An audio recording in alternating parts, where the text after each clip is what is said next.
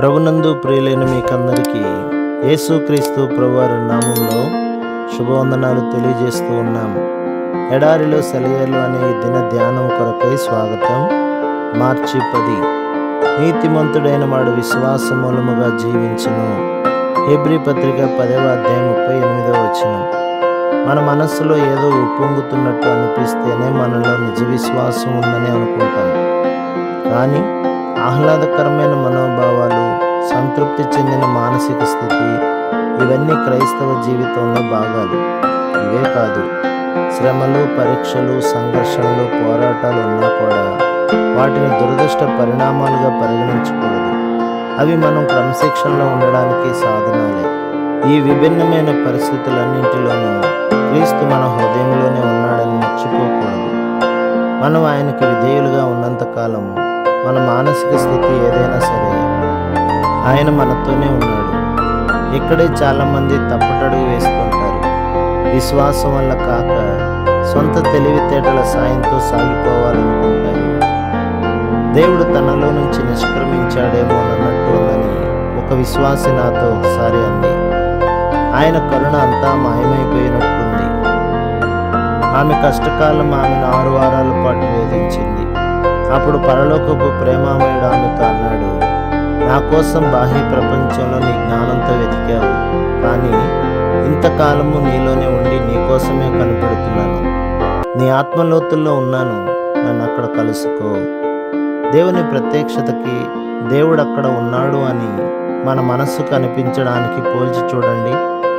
మన ఆత్మ దిక్కుమాలినదిగా అయిపోయినప్పటికీ మనం విశ్వాసంతో ఇలా చెప్పగలిగితే అది సంతోషమే. దేవా, నిన్ను నేను చూడలేకపోతున్నాను, తెలుసుకోలేకపోతున్నాను, కానీ నువ్వు మాత్రం తప్పకుండా ఇక్కడ ఉన్నావు. నేను ఉన్న చోటనే ఉన్నది ఉన్నట్టుగానే నాతో ఉన్నావు. మళ్ళీ మళ్ళీ చెప్పండి, నువ్వు ఇక్కడే ఉన్నావు. పొద కాలిపోయి మాడిపోయినట్టున్నా మంటలు దాన్ని కాల్చడం లేదు.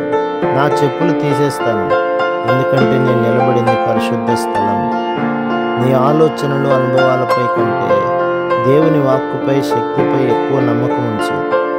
నీ బండ క్రీస్తే. ఆటుపోటు వచ్చేది సముద్రానికే, బండ ఎప్పుడు అక్కడే ఉంటుంది. క్రీస్తు పూర్తి చేసిన నీతి అనే సువిశేషం మీద నీ దృష్టి నిలుపుకో. యేసును చూసి ఆయనపై నమ్మకం ఉంచు. ఆయన ద్వారా జీవాన్ని పొందు.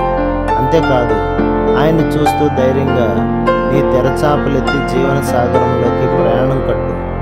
అపనమ్మకపు నౌకాశ్రయంలో ఉండిపోకు, లేక నీడలో బద్ధకంగా నిద్రపోకు. క్రైస్తవ జీవితం అంటే నీ అనుభూతుల్ని తలపోసుకుంటూ కూర్చోవడం కాదు.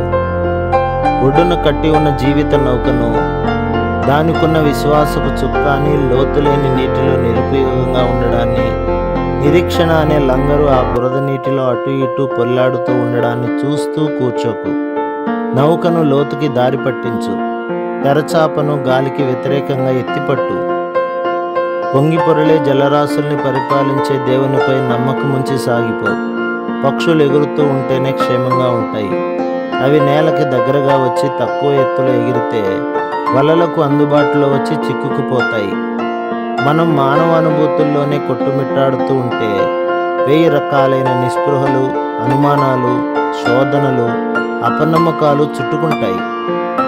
రెక్కలు గలది పక్షి చూస్తుండగా వలవేయట వ్యర్థము. సామెతల గ్రంథం 1వ అధ్యాయం 17వ వచనం. దేవునిలో నిరీక్షణ ఉంచు. నిశ్చేతతో కూడిన విశ్వాసము నాకు కరువైనప్పుడు ఆధారపడే విశ్వాసం మూలంగా జీవిస్తాను. ప్రభు మిమ్మును, మీ కుటుంబమును, మీ సంఘమును దీవించి ఆశీర్వదించునుగాక. ఆమేన్.